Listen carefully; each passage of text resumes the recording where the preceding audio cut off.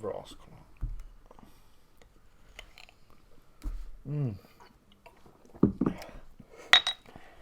Fucking love lager! Hello everyone, welcome back to the Britball YouTube channel. We are carrying on the series, part 3 of 32 of the last 5 years of first round picks for every NFL franchise. Today we're doing my team, the Buffalo Bills, so I may be biased. We've got Ollie here to check me in case I am. And we've got to do our sponsors. Shout out to the sponsors. Today we're sponsored by Estrella. Unofficially. Yeah, unofficially. Lovely Spanish beer. Can't go wrong. For all the Americans. It's from Barcelona. And then I'm paying homage to my American brothers with a bud. So, yeah, into the video. So starting with 2019, we've got Ed Oliver, the defensive tackle taken out of Houston. Picked 9th overall, in good company with Quinton Williams and Christian Wilkins. He played 32 regular season games in 2 seasons so far for the Buffalo Bills, starting 23 of them. He's got 5 passes defended, 2 forced fumbles, 8 sacks and 76 combined tackles. He is a B+, which we think is fair because he has his moments of inconsistency and he's got a mistake in him, I'd say. He's very good physically, he's a great athlete and he's very good at pressuring the quarterback and forcing misplaced passes, but what's his downside, do you think?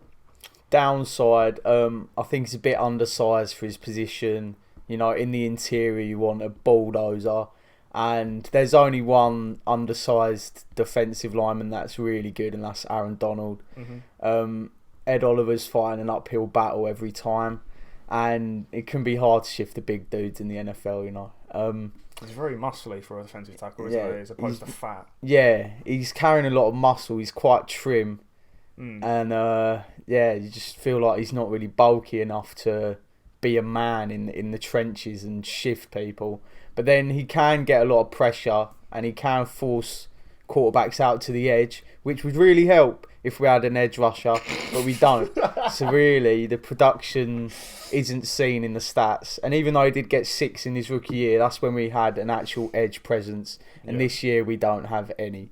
So that is why he's took a downturn a bit, but a solid pick nevertheless. He's not that bad. He's got a high ceiling. Yeah. So next, Josh Allen. my boy. Your boy. My boy Josh Allen, sex god. An overall good-looking male. Oh, this 3rd season. Yeah, the 3rd season leap under Brian Daboll was pretty massive.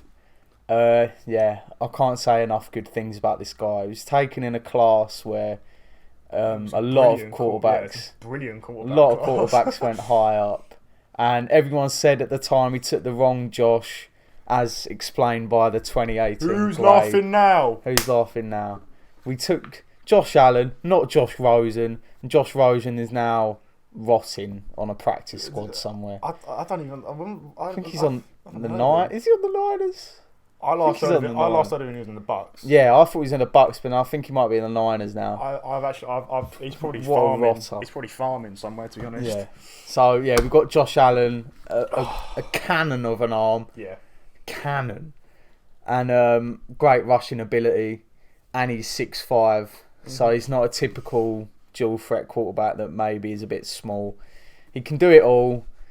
Accuracy was an issue, not this year, and then he's filled out the stat sheet pretty well. I want to touch on that as well, because in his first season in Buffalo, he had 10 TDs with 12 picks, which, I mean, a negative TD to pick ratio is never good, but in years 2 to year 3, he's jumped to 58.8% completion percentage in year 2 to this season 69.2, so bordering on 70. He's consistently his trajectory has gone up consistently the past 3 years he's been in the NFL. 44 games, 9,700 yards, 67 TDs and 31 picks. His arm is incredible. Him and Diggs are frightening. You'd win the AFC East again because of him. He's not afraid to move out the pocket. He's quick. He's athletic. He can run. He's easily going to be one of the best quarterbacks in years to come. I love him. I enjoy watching him. Yeah, really some do. games you're watching him and you're like, oh, this guy's special. And the Niners game last year, Raiders game last year, just unplayable. Oh my God, when yeah, he's incredible. feeling it, when he's threading the needle. Yeah, he's a beast. What a beast! I love him. And then this guy, you've got a love-hate relationship for. Love-hate relationship with Tremaine Edmonds. So your shirt. Yeah, he's on my one and only Bills jersey that I have. So that shows you how much I liked him coming out of the draft and in his first 2 years. And then, so we'll recap. 16th overall, we traded up to get him. We liked him. Freaky athlete, 6'5", and he looks massive on the field, like a giant. And he's very young. He's only 22 now, I think. 22. So he's had 3 years in the NFL and he's only 22. Came into the league at 19, same age as us. He would bitch us so hard. He would. Yeah. So he had better stats in his first 2 years, but 80 tackles, 33 assisted, 1 sack. You'd want him to rise up in the box a bit more, getting more sacks. And then the massive frustration with him is that he doesn't tackle like his frame suggests. He's 6'5", a giant, and then he just flops into tackles. We're both very critical about people who just are flops big into it. Don't show He's it. a giant. He should be taking people's heads off, like Ray Lewis. He should be blasting people. And instead he's just kind of falling into them. And you can see it in games. People break his tackles like they're nothing. Especially against the run. Like when they're running. Yeah. Like, get 5'8" running backs just trucking him or running through his arms. When he's tackling someone that's been passed to, he's better. But against the run, someone just runs right around him and they just lever him, just go straight into him, man. It's just instincts aren't really there with him. Sometimes in the passing game, he just stands there, gets a bit lost. Yeah. But that is his strength, passing, so we won't critique that too much. I mean, we've given him an A, and deservedly so. If you're getting 2 Pro Bowls at the age of 22, you're doing something right. It is a frustration, and it's a noticeable frustration. But if you look at the overall shape and build of Tremaine Edmonds and what he's become as a player, you can't complain. He's played every single game for the Bills apart from 2. He started them all. 5.5 sacks. Probably would like a little bit more, but that's not the number one for a linebacker. He's physically very good, but he just needs to commit to tackles and decapitate players. Yeah, play a bit more nasty. He needs to become harder if he's going to... It's the NFL. Everyone's effing and it's a swearing man's league. Everyone's effing and swearing at people, trying to have a fight. Just get aggressive. Yeah. When you're watching him, it can be easy to blame him as a middle linebacker. It's a really transparent position on the field. And you think, middle linebacker should stop that. But yeah, there is only so much he can do, and he is a good player. We just want him to play a bit more aggressive.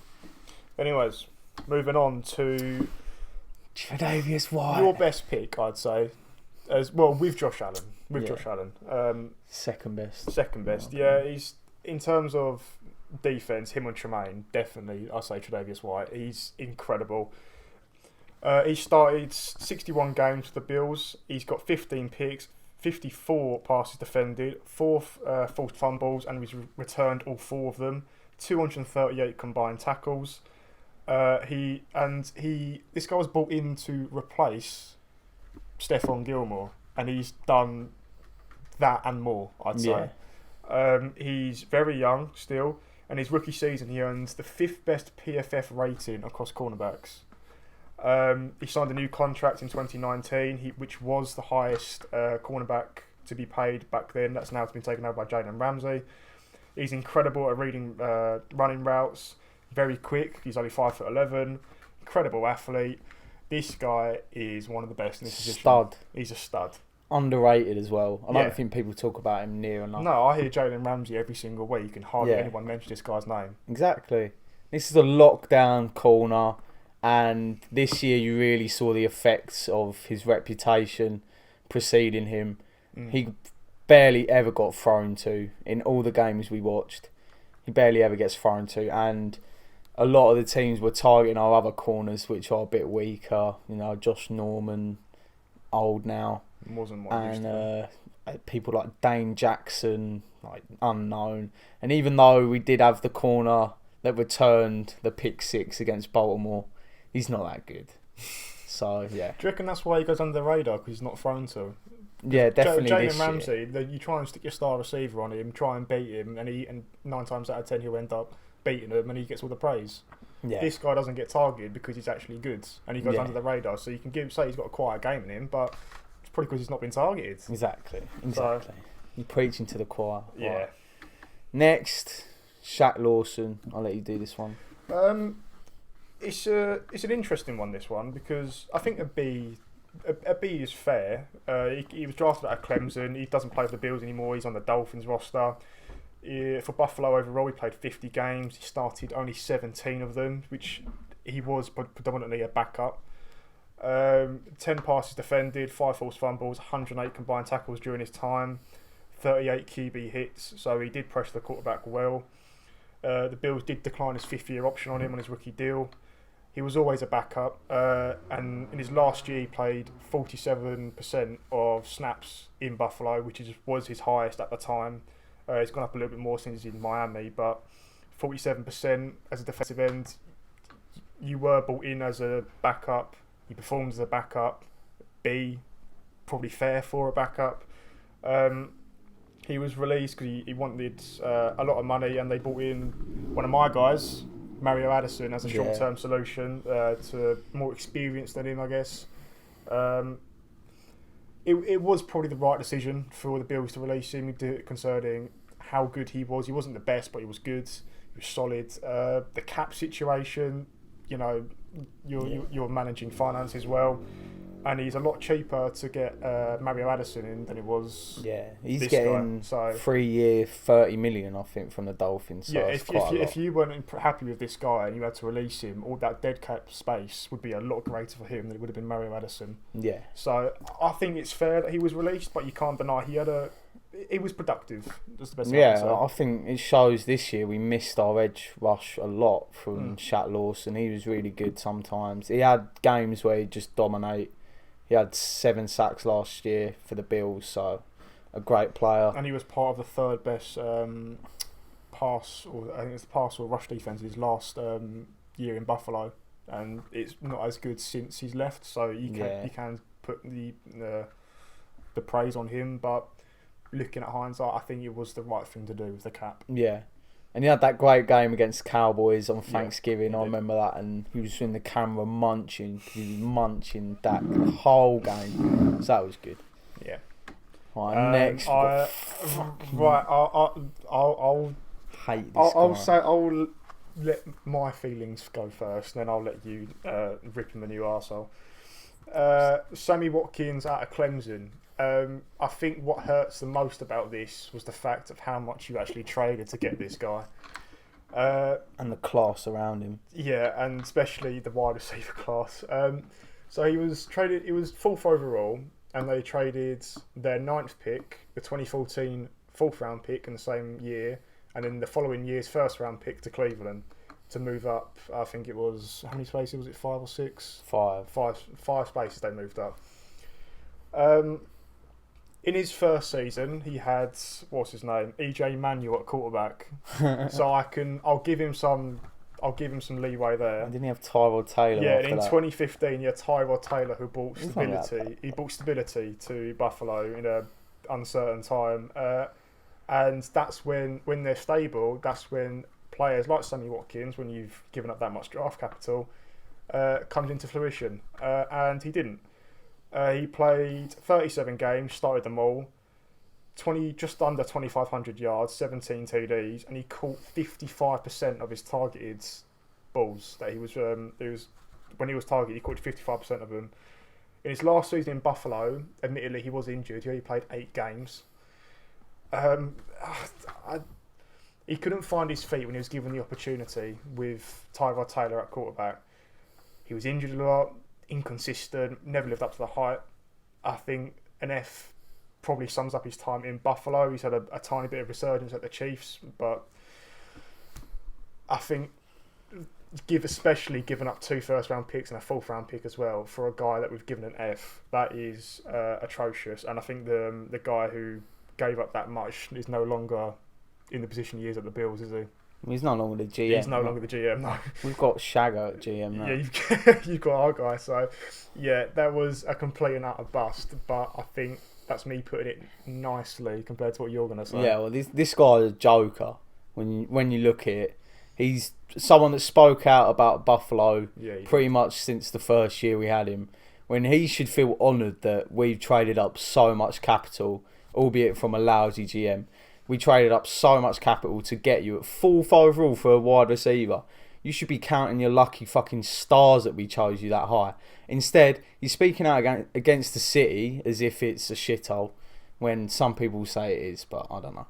And then he's also talking about how he's not getting played properly, how he's not getting a star receiver role. Well, then let the game do your talking. Don't start moaning that you're not getting a star role when you can barely catch a ball and just drop every single throw that's going to you, or 50% of them. So he can't complain. And then he has Tyrell Taylor, a decent game manager. You two should form the connection. You shouldn't go out into the media and then berate Buffalo and our coaching and our system when you're the problem. So yeah, I'm glad he's gone. And we're better off that he's gone. Even though he should have spearheaded that wide receiving group. He should have. I mean, especially the talent around him in Mike Evans and OBJ. I think Jarvis Landry was in that class as well. I might be wrong with that. But no, he weren't. He weren't. No, I forget who it was. But he spent a year on the Rams as well, injured to hell. And he's gone to the Chiefs, and I think he was injured when he played against you, was he? Or there was talk that he was injured. No. I don't know. But he's a minor role in that Chiefs unit. Yeah, he is. He's very minor. I think he's mainly on special teams, isn't he? Probably. He does play snaps in the offense, but not many. 400 yards the whole season. I think an F considering 2. So this guy is worth 2 first-round picks and a 4th-round pick to get an F. Yeah, it's an F. He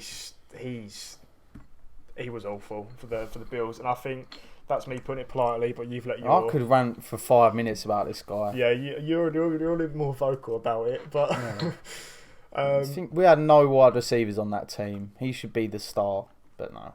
And then makes Diggs look like a bargain beyond belief. Yeah. Compared to just a first-round pick. Yeah. So and a late first-round pick at that as well. So yeah, I mean, the Vikings did do well with that pick, so it's a win-win all round. Cleveland absolutely had our pants down with this trade, and that's surprising to say because usually Cleveland are clowns. So that they are the first-round picks of the last 5 years, or like 6 years now. Yeah, they're the last 5 first-rounders. What you can say is Brandon Beane is a great GM. He's done good. Ever since he's been in Buffalo, he's made 3 picks that we graded an A or above, I think. No, Ed Oliver's a B+. Other than that, so B+. Other than that, it's A's all round. So yeah, he's a blessing. Sammy Watkins, we don't speak about him. And, he's the only guy. I mean, he was your previous establishment and high office. That was when we were tire fire. I mean, EJ Manuel quarterback. That was your previous office. That was a different era. You've had a new GM, new head coach, different coordinators, different quarterback who can actually play and very well, different receiver. I mean, we could easily talk about. We could literally put Stephon Diggs in this draft because he was a first-round pick. Traded the first-round pick for him, player for pick straight away. So, I mean, he would. I mean, if he was given this, we'd be given an A easily. Oh yeah, probably an A+. A+. He's probably. I think he was the best receiver last season. I don't care about Devontae Adams. I'm sorry, he's the only guy that Rodgers could pass to. Yeah, we've got an agenda against Green Bay. So yeah, he's the only guy Rodgers could pass to. So. I don't know. I think. Well, I do know. I think the Bills have done incredibly well, especially in recent years. The new era with Brandon Beane, Sean McDermott. You'd be happy. Yeah, I'm happy with how the franchise is going. Next video, we have got the AFC North. No, we've got the Jets next. Oh no, we've got the Jets. We've got the Jets next, and then we move on to the AFC North. Yeah, we've got the Jets, then the AFC North. The Jets will be a very interesting video. I'll tell you that for free. Yeah. So let us know how we did. Bills Mafia, smash the like button, and yeah, catch you guys next time.